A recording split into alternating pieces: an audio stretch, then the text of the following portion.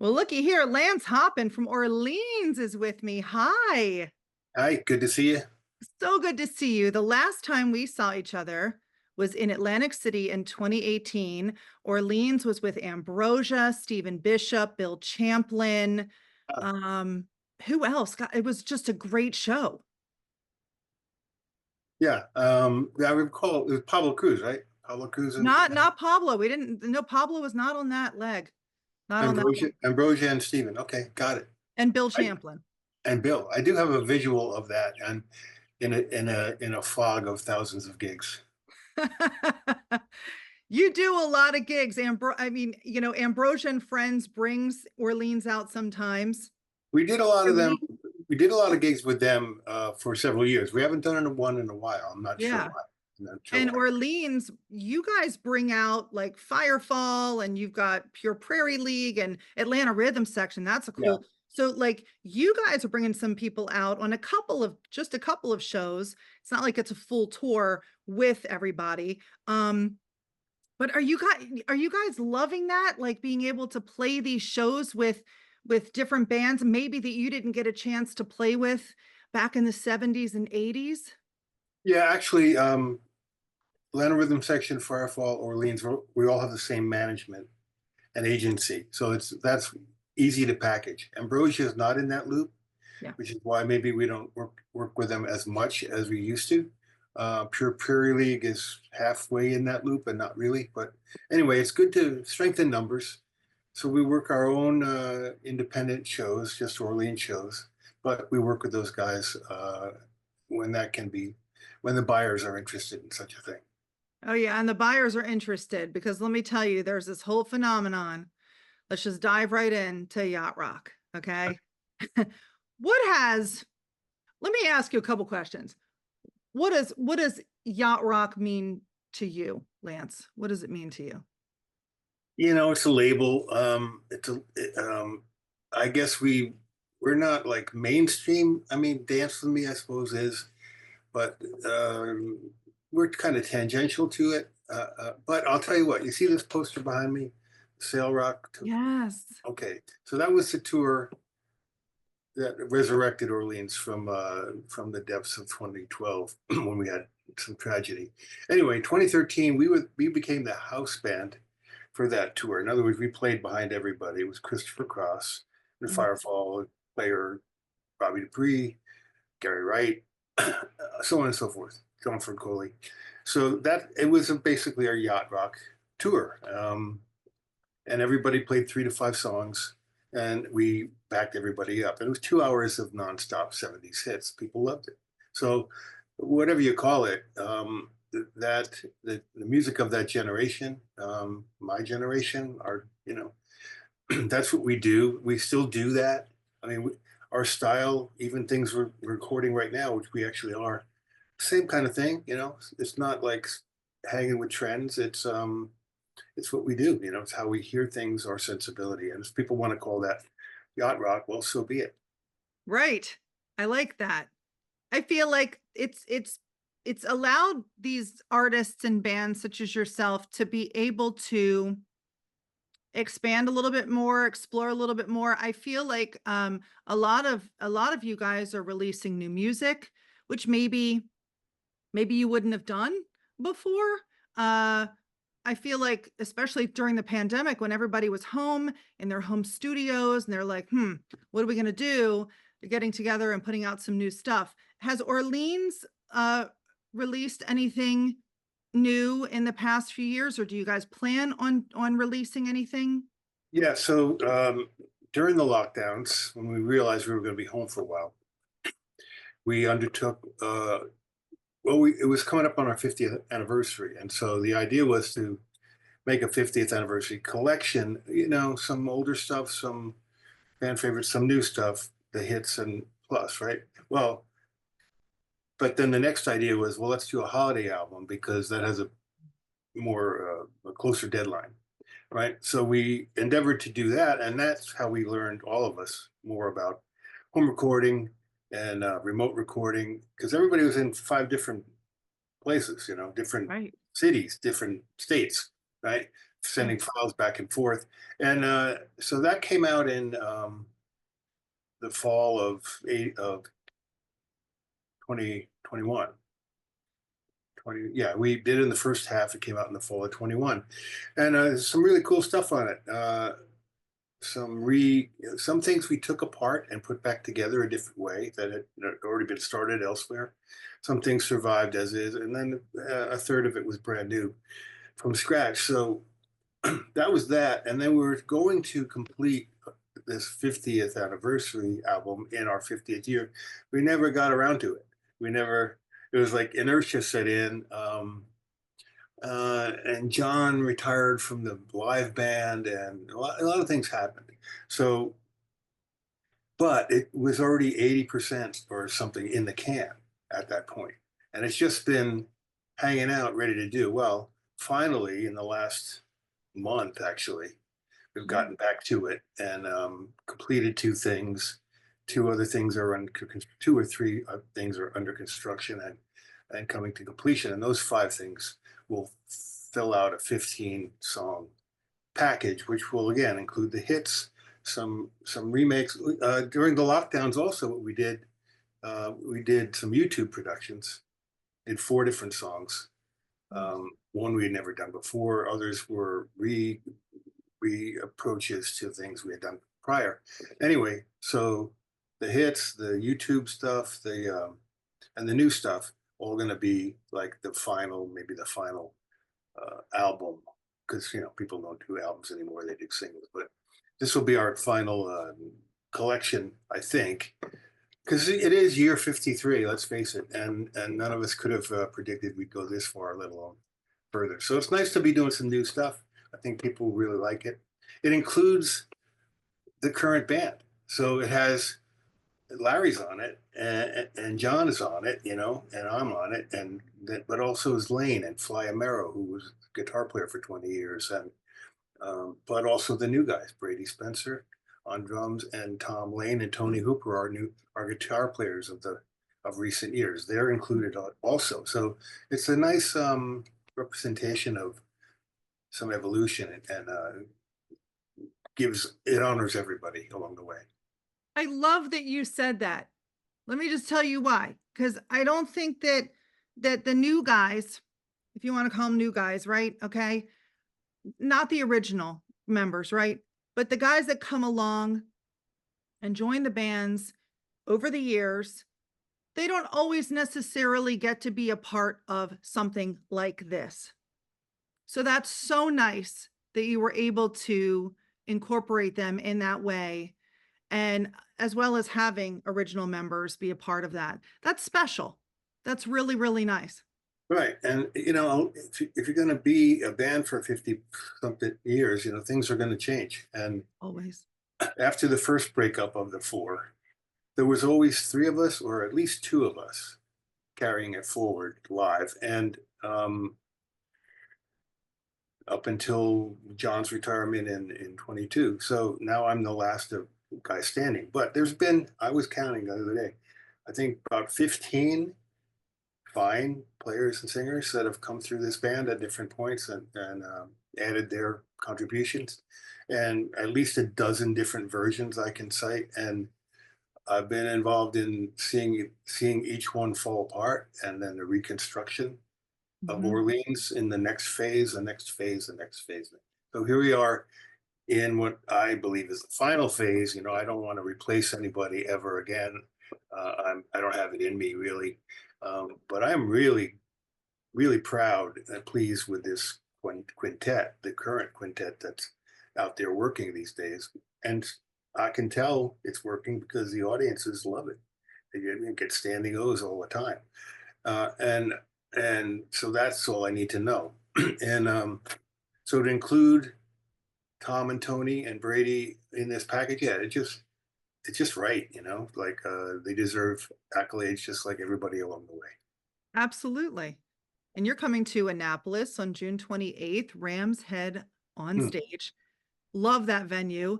It's like for people that don't know that are watching, it's kind of like a dinner theater type setting where the tables all around the stage and you're eating and drinking. It's just really a cozy, it gives people that cozy opportunity to be up close and personal with a band that they love, that normally they wouldn't have that opportunity to get. So it's a great venue.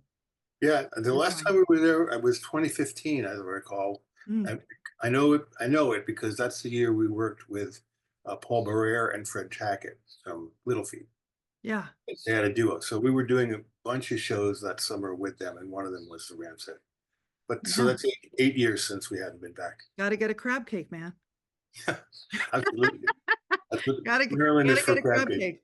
Yeah, So Orleans on tour. You're not like packed, you're kind of doing dates here and there from what I could see from your website, taking you all the way into fall. For people that haven't seen you before, which I have, and I can say I loved seeing you guys. I've only seen you once in Atlantic City, and I cannot wait until the June show to see you again.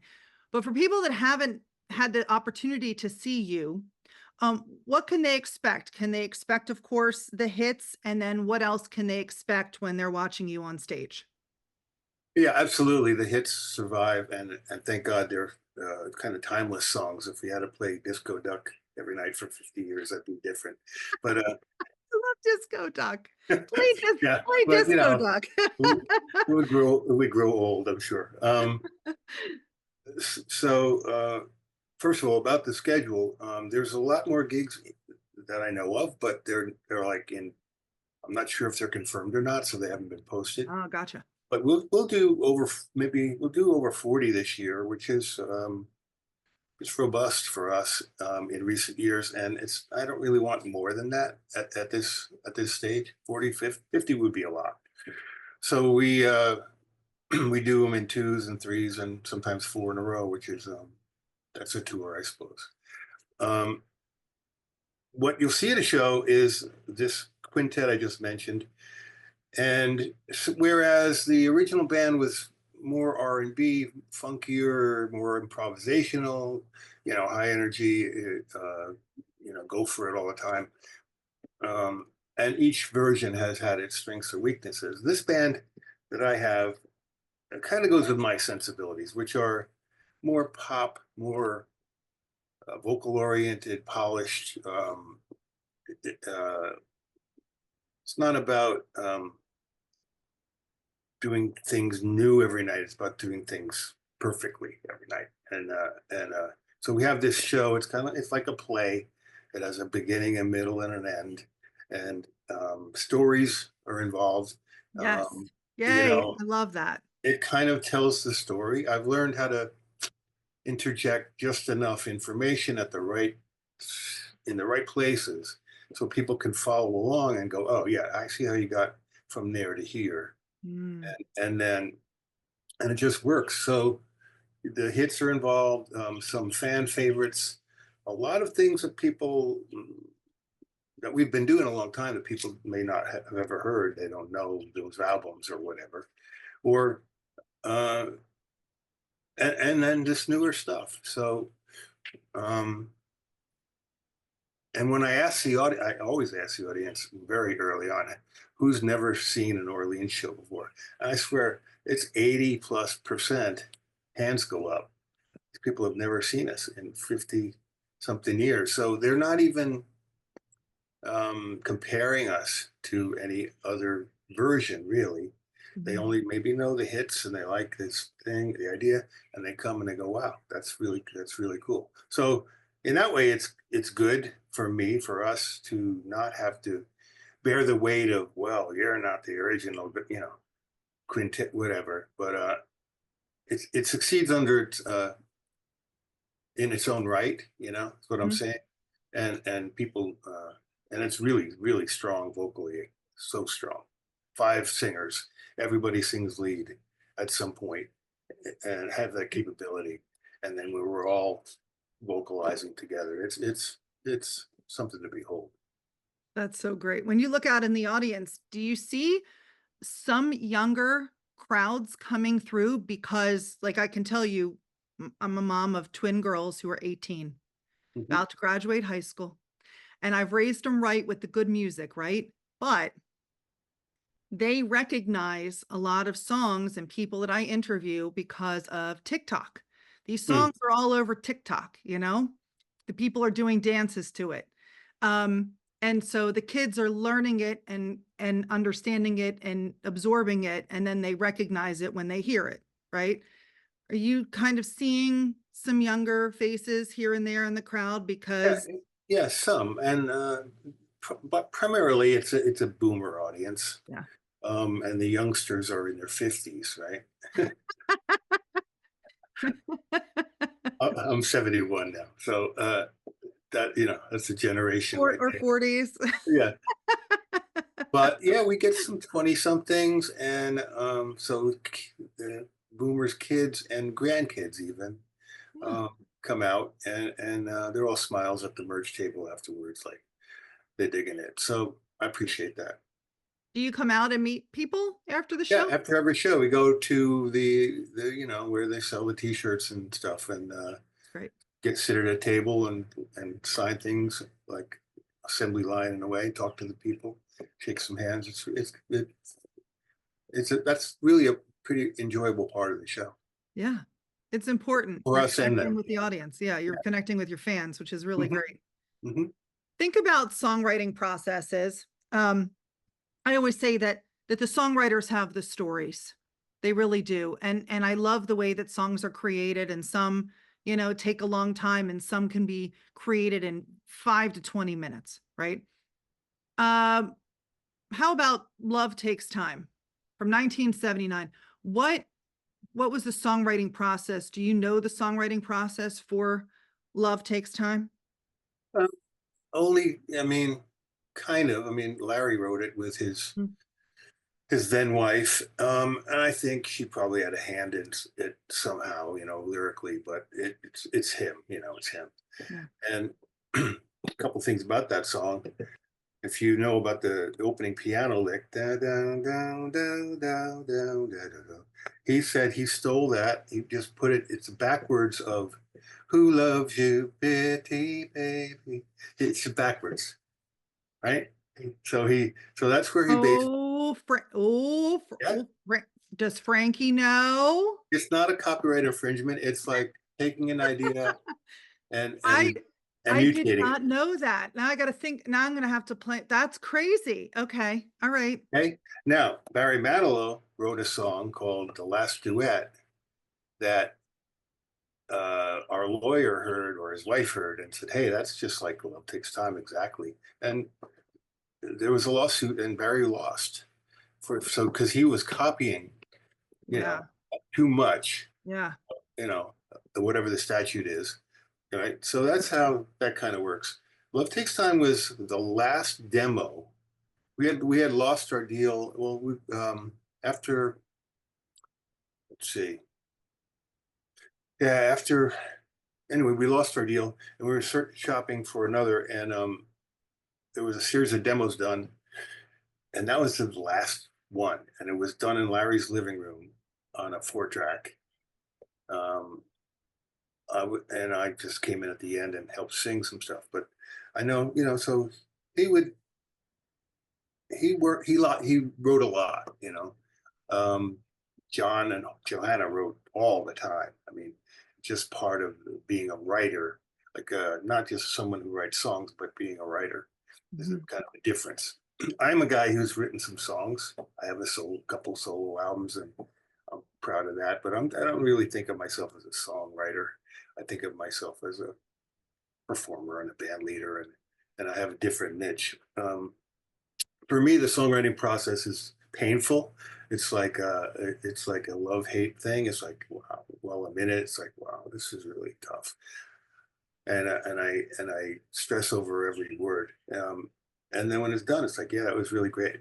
So I haven't written in a while because that's a long story. But I'm really busy, not only with Orleans in terms of live shows, but I have a whole other thing going on with live shows that that's a topic for another day. It's crazy that you joined Orleans with your brother when you were 18. Hmm. Like I said, I have twin 18-year-old girls. I couldn't imagine them running off and joining a band today. But thinking about touring back then, and touring was very different back then. And touring today, which, um, what are a couple of memorable times on the road for you between then and now, and the difference that you see in these generations, with touring? Well, you couldn't do today what we did back then, which was play a club circuit, go to Rochester for 4 days at the Red Creek, come home, have a Monday meeting, split up, pay off your tolls, your gas and tolls, and then split up the money, and then go out and do it again at Poughkeepsie or Ithaca, or and make a living that way. That doesn't really exist. But and yet back then, what didn't exist was the internet. So people Hmm. have a laptop in their bedroom, and they put music out on the net. There's a very little barrier to entry, they call, which is good and bad because you get a lot of junk to sift through, and then some things stand out. So it's a completely different methodology, and the pay structures are all different. Yeah. With streaming, it went from vinyl to cassette to CD to downloads to stream, all different, all different in terms of that. And I don't know that it's easier or harder to make a living as a musician, but it's a different animal. I'm kind of old school about everything. We make our money on the road. I've been really blessed. I don't know why in the past decade, particularly in royalty streams, have been very strong. Whereas we didn't make a dime for 20 years. It was 20 years after Still the One came out when we got our first royalty statement. Our first finally paid off the debt at the record company. Easy. 20 years. And what happened was, back then you spent a lot of money making a record, and you go way in the hole, and then they keep recouping, hiding money, hiding. And then in '96, both Toyota and Burger King used Still the One in a massive TV and radio ad campaign, and that pushed over the top, right? The Yeah. cup runneth over, and then that's when the money started flowing. So it's been really great. Not so much. I mean, so that was the start of it, but in recent years, it's been just really a blessing. So struggle, and then pay off at the end is crazy for me. I mean, I'm in really fine shape as I head into my 70s. We don't need to be on the road. We don't need to work anymore. But it's not like I'm wealthy, but well off. But that's what we live for, It's like to Mhm. produce, whether it's in the studio or live for the people. What else, we're compelled to write, compelled to play, compelled to perform, compelled to record. It's not just a job; it's who we are. I love hearing that. Every time I interview somebody, they say the same thing. Just they can't imagine their life like not hitting the stage here and there, Mhm. or often, because that's where they feel comfortable, that the stage is home. And Mhm. that they get bored if they're home and they're off tour. Like they get bored.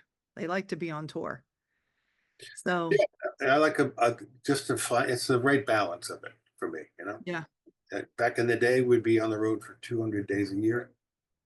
I wouldn't survive that now. right. So right, Right. but That's a lot. so Where is so home for you? I moved to Nashville in '89 from Woodstock. Ah, I grew up on Long Island. My goal as a teenager was to be in a band with my brother. yeah. That's what I wanted to do, and lo and behold, I got the opportunity, and rest is history. So now you're neighbors with John Ford Coley. Yeah, Someone he's, down the street. he's a character. I like John. I love John Ford Coley.